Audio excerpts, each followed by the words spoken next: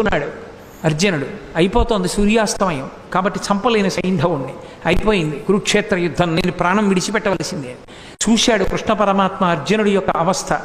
చూశావా, తొందరపడితే బాబా ఎలా ఉంటాయో పరిణామాలు, జాగ్రత్త వహించు, ఇప్పుడు నేనేం చేస్తానో చూడన్నాడు. మాయాతిమిరాన్ని సృష్టించాడు. అది సూర్యుడిని అడ్డింది. సూర్యాస్తమయం అయిపోయింది, అర్జునుడు కొట్టలేకపోతున్నాడే అన్నాడు. అలా ఆ మాటలు చీకటి పడింది అన్న మాట వినపడగానే అర్జునుడు దగ్గరలో లేడు కదా అని సైంధవుడు నిక్కి నిక్కి తలపైకెత్తాడు. తలపైకెత్తి నిలబడ్డాడు. బావా అడిగో సైంధవుడు కొట్టేయి అన్నాడు. బాణం వేసి వెంటనే తలని కొట్టాడు. కొట్టగానే మాయాతిబిరాన్ని తొలగించాడు. చీకటి పడ్డా కొట్టాడందాం అనుకున్నారు, మళ్ళీ సూర్యుడు పైకి వచ్చాడు. అమ్మా మనం పొరపాటు పడ్డాను రా, సూర్యాస్తమయం అవ్వలేదనుకుంటున్నారు. సైంధవుడి తల బావా కింద పడిందో నీ తల నూరు ఒక్కలైపోతుంది.